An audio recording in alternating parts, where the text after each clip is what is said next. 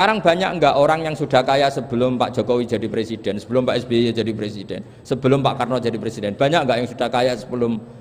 Banyak kan? Artinya yang mengkayakan itu presiden Pak Allah. Allah. Sekarang kamu miskin, kamu enggak bisa nyalahkan Pak Jokowi. Sebelum Pak Jokowi presiden kamu sudah miskin. Ya, artinya yang memiskinkan itu presiden apa takdir? Takdir. Makanya wa anna ila rabbikal muntaha wa annahu adhaka wa abka wa annahu amata wa ahya wa annahu khalaqaz zawjaini dzakara wal unsa. Jadi kita miskin ya karena kehendak Allah, kita kaya kan semua itu karena Allah.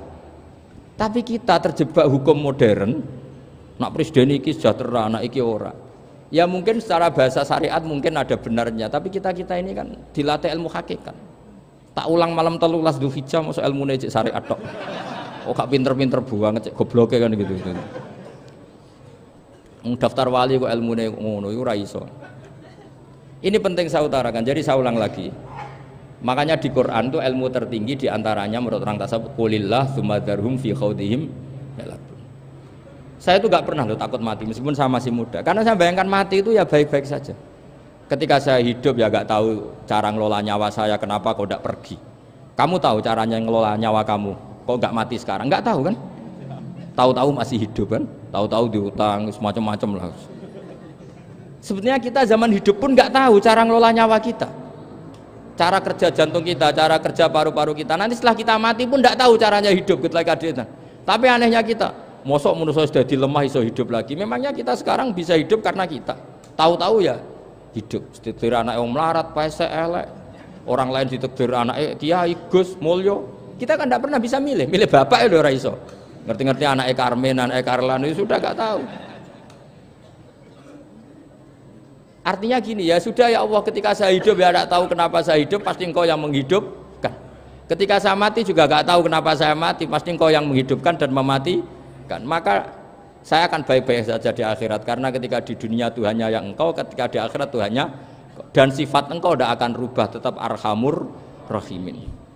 Makanya dulu wali-wali itu kalau mau mati ya santai aja.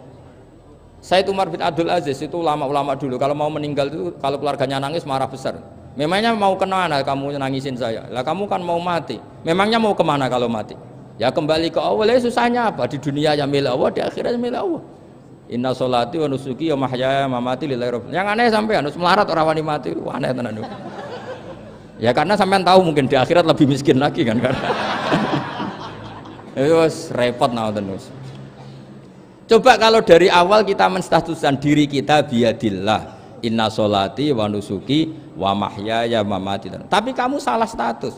Mengatakan kehidupan adalah momen untuk mencari kesejahteraan. Kehidupan adalah momen untuk cari karir. Kamu mensifati kehidupan secara salah. Jika kamu terjebak nyari karir, nyari kaya. Coba kalau kamu pakai mazhabnya Sufi, kehidupan adalah pemberian dari Allah untuk kembali kepada Allah. Kematian ya seperti itu. Akhirnya ya santai saja. Inna sholati wa nusuki wa mahyaya wa mamati lillahi rabbil alamin. Istri juga gitu. Saya itu tidak sombong. Saya itu mulai nikah sampai sekarang itu hampir gak pernah tukaran sama istri. Sama istri saya itu sering bilang gini, Gus kali-kali kalau saya ngamuk itu diwales, dilawan. Supaya saya punya musuh katanya. Betul itu. Ya saya bilang gini, Allah itu maha baik sama saya. Ketika harmonis ganjaran saya ya lewat harmonis itu, sehingga saya ngasih uang menyenangkan Anda. Ketika Anda marah ganjaran saya lewat sabar. Ya sudah itu semuanya baik. Kalau kamu marah saya tidak dapat pahala. Makanya kalau kamu marah tak dengerin. Ini cara Allah membuat pahala tanpa bayar kata saya. Justru kalau pas rukun itu untuk dapat pahala harus nyervis, jajak nukokno kelambi mahal katanya. Boros itu pahala yang boros katanya. Tapi kalau kamu marah ini pahala paling murah, nggak usah biaya, dapat apa? Pahala, cukup sabar. Lu itu kalau terlatih lama-lama dapat ya biasa saja. Ulama dulu seperti itu semua. Imam Syafi'i itu pernah ada orang baik sekali sama beliau, orangnya itu munafik padahal. Tapi kalau setelah keluar dari Imam Syafi'i dia memaki-maki Imam Syafi'i. Suatu saat beliau dikasih tahu orang yang tadi muji-muji jenengan itu di luar maki-maki jenengan. Imam Syafi'i itu guyu, Gue semua nanya bukan alhamdulillah. Muridnya kan janggal. Ini dikasih tahu gitu. Alhamdulillah. Kenapa ya Imam Syafi'i dia kan di luar maki-maki jenengan. Berarti aku wong wibawa ning ngarepku rawani. Ya jadi dianggap enteng saja melihat. Berarti aku wong wibawa ning ngarepku ora wani. Ya sudah. Terus ketika ditanya, tapi itu kan bahaya bagi Anda karena memfitnah Anda gini-gini. Kata beliau, zaka Allah. Yang kritiknya bahaya itu hanya Allah Ta'ala. Yang lainnya enggak bahaya. Karena ini makhluk dhaif, enggak penting. Loh, kamu sampai tersiksa dikritik orang karena kamu nganggap makhluk itu penting. Ini gobloknya sampean. Goblok segoblok-goblok saya itu. Coba kalau kamu mensatukan makhluk tetap makhluk, kritiknya enggak penting. Selesai kan? Selesai enggak? Ini problem Anda ada wali itu, kalau dikritik ya susah. Makanya ada wali itu problem menurut saya. Makanya saya enggak ingin enggak jadi wali itu kan. Karena hanya wali yang hidupnya itu la khaufun alaihim walahum yahzanun. Orang dulu tuh semudah itu hidup. Gampang sekali. Dulu ceritanya di antara ceritanya manakibnya Sayyid Ja'far Shadiq itu, kalau ada orang memaki-maki dia itu dikirimi hadiah. Kenapa ya? Karena kebaikan kamu telah kamu berikan kepada saya, ini hadiahnya. Sampai malu yang kritik itu.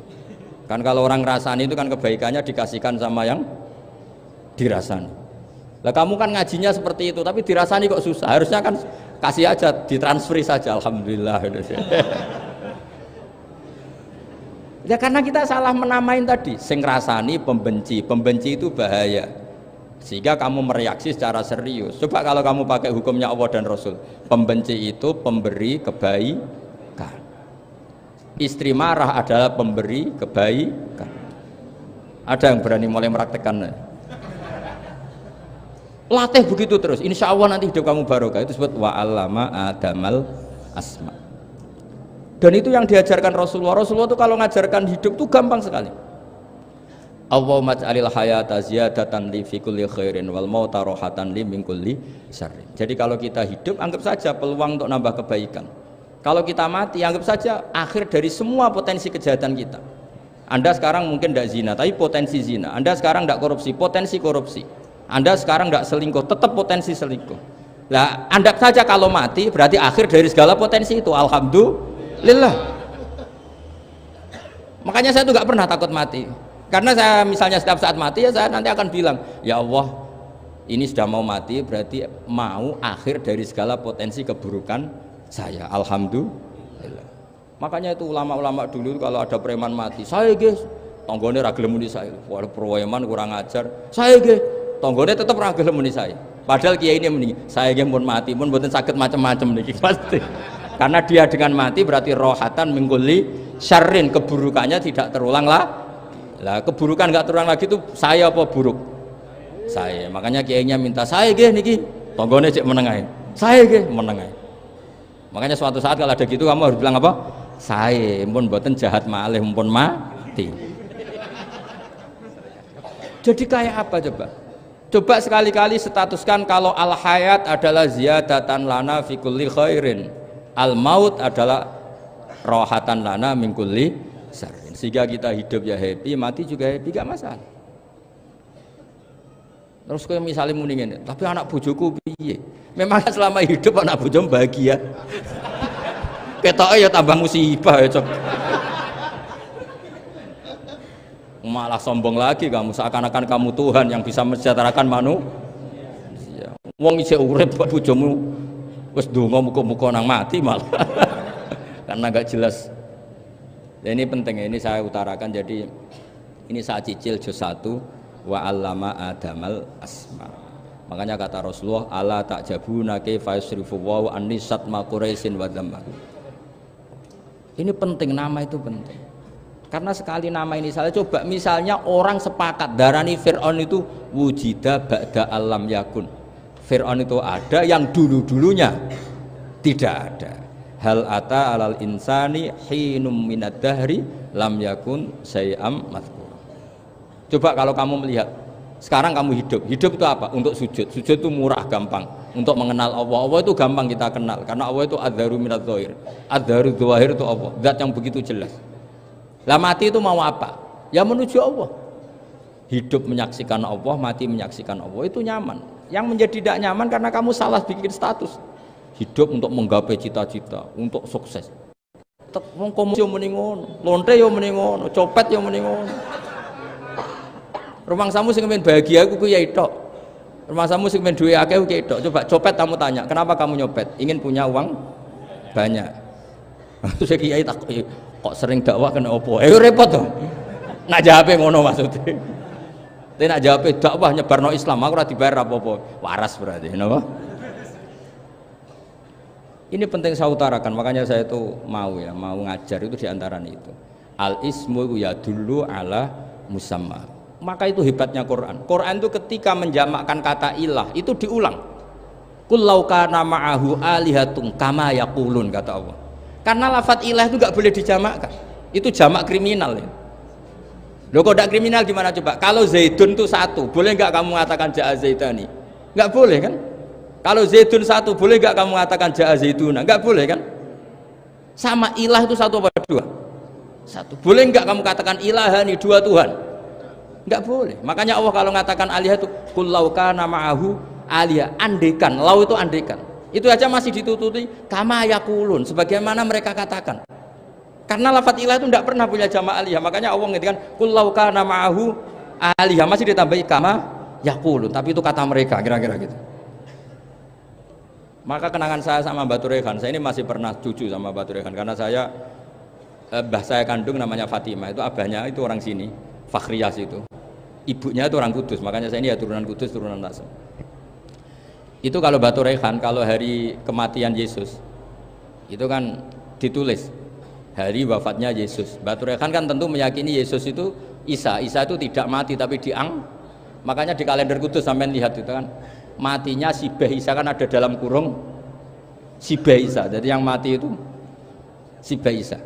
Karena kalau yang mati Isa kan menyalahi Quran, wa ma qataluhu wa ma sholabuhu walakin subyalah, maka ditulis kematian Sibeh Isa.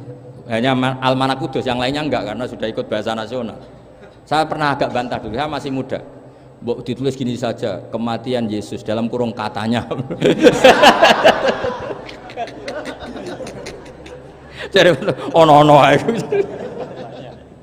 karena saya ini teori Quran itu kalau ada bahasa salah itu diulang. Qul law kana ma'ahu alihatun kama yaqul. Karena enggak benar, jamak alihah itu enggak benar. Bagaimana mungkin sesuatu yang satu dijamakkan? Coba kamu bisa mengatakan Zaiduna karena Zaidnya banyak. Kamu punya tamu rojulun, kalau orang banyak rijalun. Kamu melihat satu masjid, masjidun, kalau masjid banyak masjid. Masalahnya Tuhan itu tidak pernah banyak, mau satu. Makanya itu hebatnya kamus-kamus yang dikarang orang alim. Tasniahnya ilahun itu lam yujad katanya. Tapi wajaduhu wasamauhu. Tasniah ini enggak ada secara hakikat, tapi mereka ada yang menjamakkan, yaitu mereka-mereka yang salah. Makanya tadi dalam ilmu mantek kesalahan itu tidak pernah ada, yang ada adalah orang yang salah. Paham? Jadi kesalahan itu tidak pernah ada, yang ada adalah orang yang satu tambah satu pasti dua, nggak mungkin empat nggak ada, lima nggak ada, tapi orang jawab salah banyak. Nah, itu namanya ilmu ya, makanya yang namanya ismu itu mesti ya dulu ala musamma. Andai kan orang mengatakan Lata Uzza ini batu yang dipahat oleh si A, dulu pesennya di Muntilan, batunya dari Mojokerto, dulu pas bikin tangannya protol terus disemen, dilakban. Bisa nggak jadi Tuhan kalau dengan status seperti itu? Fir'aun misalnya, dulu nggak ada, lahir ngompolan, tahu retoreten, ciliknya malah tahu tipes, terus tua-tua jadi pangeran, aneh nggak? Jadi semua, makanya setiap kemusyrikan itu kata Allah, inhiya illa asmaun samaitumuha antum wa abaukum ma anzalallahu biha min sultan. Pun nggih ngoten mawon. Assalamualaikum warahmatullahi wabarakatuh.